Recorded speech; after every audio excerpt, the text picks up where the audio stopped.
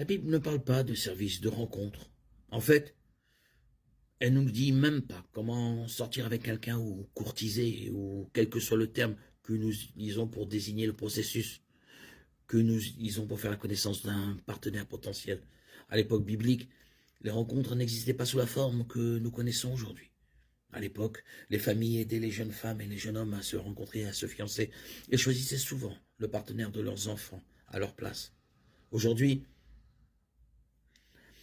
alors que l'implication familiale est toujours la norme dans de nombreuses cultures, dans de nombreuses autres, les célibataires sont plus seuls pour trouver un partenaire.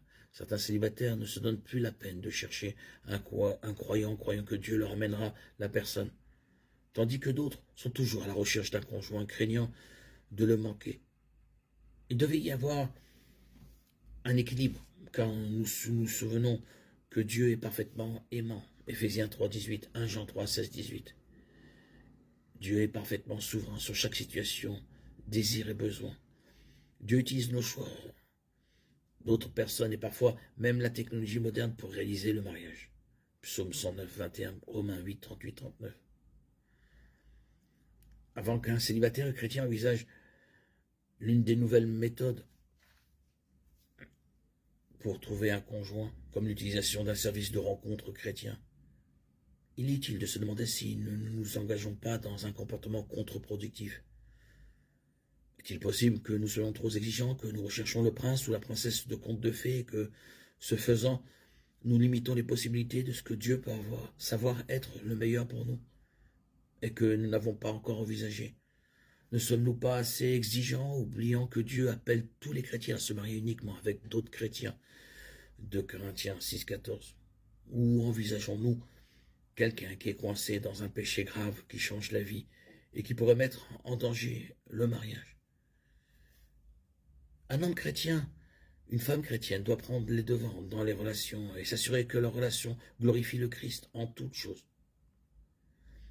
Une femme chrétienne doit laisser l'homme prendre l'initiative en tant que leader que Dieu l'a créé pour être. Et enfin, en tant que croyant, nous devrions être capables de nous débrouiller seuls en comptant sur le Seigneur pour nous combler plutôt que de ressentir le besoin de nous marier pour être complets. Une fois que nous aurons résolu ces difficultés courantes, nous pourrons commencer à courtiser une femme ou être courtisés par un homme en vue du mariage.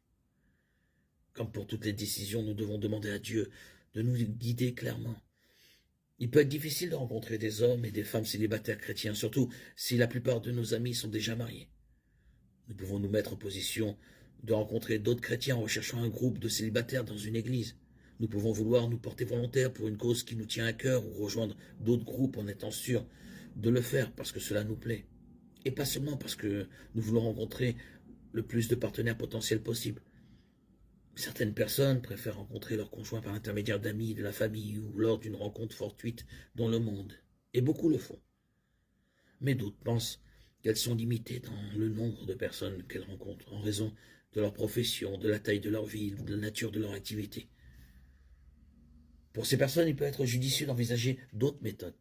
Certaines des méthodes modernes de recherche d'un partenaire incluent les rencontres sur Internet ou en ligne, les services de rencontres professionnels et les rencontres rapides. Chacune a ses avantages et ses inconvénients, et aucune ne convient à tout le monde. Avant de commencer l'une de ces méthodes, nous devrions commencer par prier en demandant à Dieu si c'est la démarche qu'il veut que nous entreprenions.